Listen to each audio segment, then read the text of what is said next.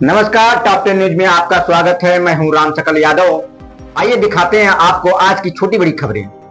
आजमगढ़ जिला के लिए गर्व की खबर सामने आई है, जहां पांडे बाजार निवासी शैलेश प्रताप पांडे का झारखंड सरकार में असिस्टेंट सेक्शन अधिकारी यानी ASO के पद पर चयन हुआ है।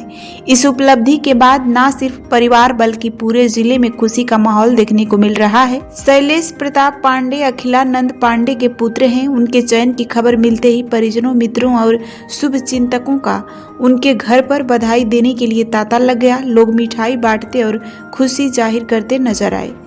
अपने गृह जनपद आजमगढ़ पहुंचने पर शैलेश प्रताप पांडे का गर्मजोशी से स्वागत किया गया।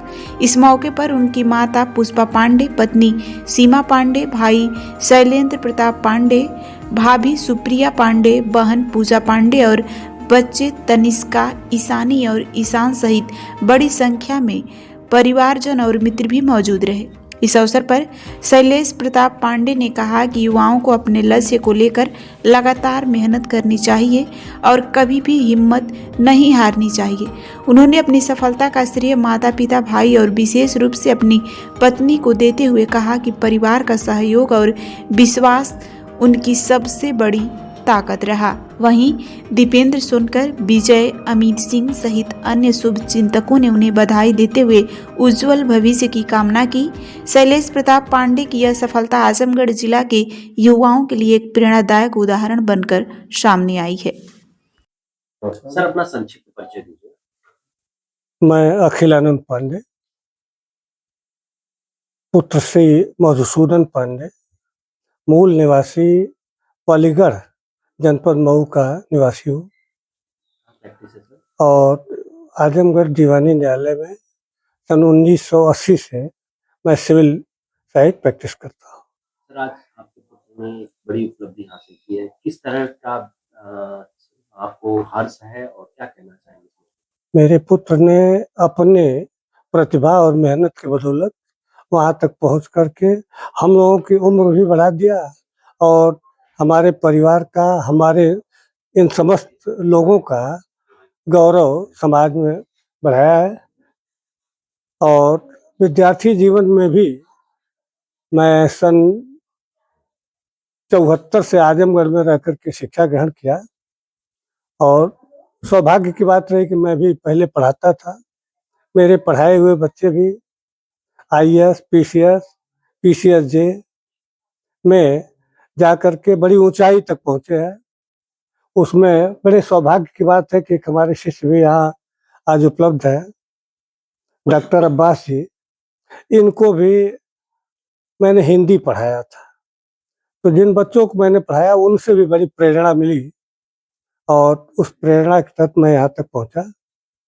एक पिता होने के नाते आप बता दी थे, तो काफी आपका संघर्षों का जीवन रहा। किस तरह से इनको आपने मोटिवेट किया कि नहीं, अब तक ये पढ़ते रहे, वैवाहिक जीवन होने के बाद भी आपने कैसे इनको मोटिवेट किया कि नहीं आप करो? स्वतः उनके अंदर जो गॉड गिफ्टेड प्रतिभा थी उसके तहत अपनी पढ़ाई जारी रखे। हम लोग भी धैर्य बनाए रखे, इनको प्रोत्साहन भी देते रहे। पिता की भी हैसियत से जो भी हमसे हो सका वो मैंने पूरा करने का प्रयास किया कि अपने लक्ष्य तक ईश्वर की कृपा से पहुँचे। वकील साहब, आप भी पहना दीजिए, तो 8 घंटा ड्यूटी कर। उनके पिता को भी मैं यही संदेश दूंगा कि वो धैर्य बनाए रखे और बच्चों को सेलान सेलान सेलान आगे बढ़ने की शिक्षा दें कि अपने परिश्रम से अपने लक्ष्य तक पहुंचो। कोई भी कार्य इस धरती पर किसी भी व्यक्ति द्वारा अगर करने का संकल्प किया जाए तो वह संभव नहीं है। सर, अपना संक्षिप्त परिचय दीजिएगा।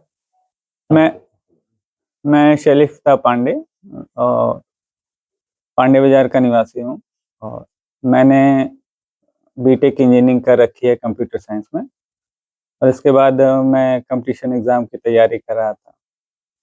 और मैंने शुरुआती शिक्षा तो वेस्ली इंटर कॉलेज से की है और इंजीनियरिंग मैंने कंप्यूटर साइंस से IIT से किया है।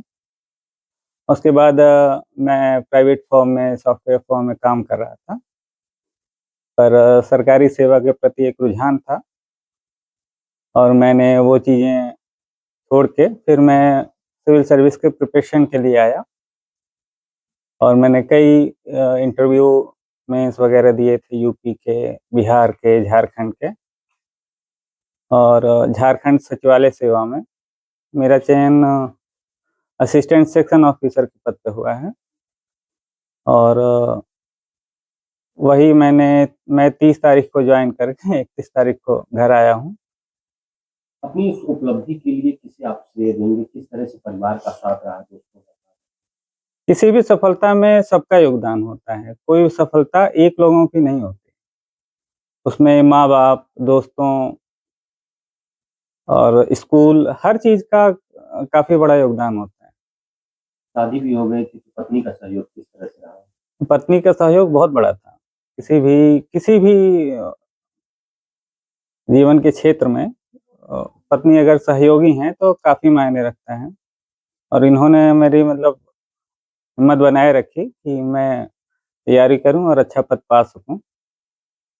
आज जो बदौलत है माँ-बाप, पत्नी, दोस्त, छोटे भाई सारे लोग का योगदान रहा है। इन लोगों ने काफ़ी सहयोग दिया है।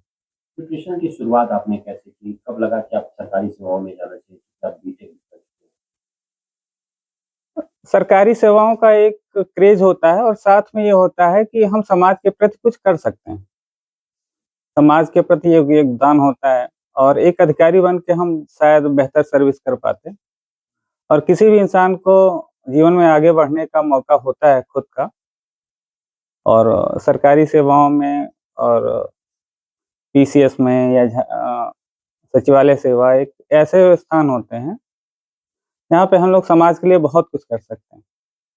कोई भी योजनाएँ हैं, उनकी नियमावली बनाने में, लागू कराने में, उनका निरीक्षण करने में हम लोग ज़्यादा बेहतर काम कर सकेंगे। आपका जिस पद पे चयन हुआ है, उस पद की क्या योग्यताएँ होती हैं और किस तरह का कार्य दायित्व होता है? मेरा चयन असिस्टेंट सेक्शन ऑफिसर के पद पे हुआ है और सचिवालय में असिस्टेंट सेक्शन ऑफिसर होते हैं, फिर प्रमोट करके सेक्शन ऑफिसर बनते हैं, फिर जॉइंट सेक्रेटरी होते हैं, फिर आगे की तरफ जाते हैं। तो ये सचिवालय सेवा की प्राथमिक सीढ़ी है और कोई भी नई परियोजना हुई, कोई भी नई योजनाएँ हुई, शिकायतें हुई, बाकी जाँचें हुई, सब की शुरुआत हम ही लोगों से होती है। तो अभी तो मेरी ट्रेनिंग होगी, उस समय पता लगेगा कि मैं और क्या-क्या काम करूँगा, फिर उसी हिसाब से आपको आगे की अवगत कराऊँगा। आजमगढ़ से आप जाके अब झारखंड सरकार में सेवा देंगे, तो किस तरह कैसी फीलिंग आ रही है? आप दूसरे प्रदेश में जा रहे हैं, तो कैसे आजमगढ़ को गौरवान्वित करने की उम्मीद होती है? मेरा मेन उद्देश्य है कि आजमगढ़ के जो छात्र हैं, बाकी लोग हैं, उनका प्रयास होना चाहिए कि हम हर प्रदेश में प्रयास करें कि वहाँ की सरकारी सेवाओं में जा सकें, मेहनत कर सकें। मेहनत करके आदमी कहीं के भी एग्ज़ाम क्लियर कर सकता है। आप एक और प्रशासनिक सेवा में आपका चयन हुआ था, कौन-सा पद था और किस तरह आप उस सेवा में रहते हुए किस तरह से? मेरा पद राजस्थान अकाउंट सर्विस में हुआ था, अकाउंटेंट के पद पे और मैंने फिर वहाँ से छुट्टी ली थी कि मैं आगे और प्रिपरेशन करना चाहता हूँ और शायद अब मेरे मन लायक जॉब मिल गई है और मैं शायद इस काम को बेहतर तरीके से कर पाऊँगा क्योंकि इस झारखंड सचिवालय सेवा में मैं कई विभागों में जाके हर विभागों में सेवा दे सकता हूँ। जीवन का मल्टीपर्पज़ जो उद्देश्य है वो पूरा हो जाएगा। उन अभ्यर्थियों के लिए क्या कहना चाहेंगे जो अभी प्रिपरेशन में है और आपकी तरफ से उनके लिए क्या संदेश होगा? किस तरह से तैयारी करनी चाहिए? किसी भी एग्ज़ाम का मेन पोर्शन होता है उसका सिलेबस। किसी भी एग्ज़ाम को सिलेबस को बहुत थॉरोली प्रिपेयर करना चाहिए और पुराने पेपरों को तैयार करना चाहिए। उस एग्ज़ाम की स्ट्रेटजी बनानी चाहिए और सबसे बेसिक बात ये है कि धैर्य नहीं खोना चाहिए, मेहनत करनी चाहिए, सफलता मिल जाती है। क्या आप पढ़ाई के बाद एक लंबा गैप भी हो गया था, उस दौरान आपने प्राइवेट नौकरी की थी, राजस्थान अकाउंटेंट के पद पे रहे, तो लंबा टाइम पीरियड रहा, उसके बाद भी आप फिर अक्सर नहीं लोग तो छोड़ देते हैं, पढ़ते नहीं हैं, तैयारी नहीं करते हैं, लेकिन आपने किस तरह से इसको डेवलप किया? जैसे पढ़ाई है तो वो रेगुलर है। आप अगर लगातार पढ़ाई करते हैं, जैसे बूँद-बूँद से घड़ा भरता है और गवर्नमेंट जॉब और सरकारी सेवा पाना, सिविल सर्विस में आना, सचिवालय सेवा में आना एक कठिन कार्य होता है। पर मैंने धीरे-धीरे पढ़ाई जारी रखी थी। कोई सर्विस रहे, कोई काम रहे, पढ़ाई मैं करता रहता था और उसी का परिणाम होगा कि शायद यूपी के कुछ लड़कों में मेरा सिलेक्शन हुआ है झारखंड सचिवालय सेवा में।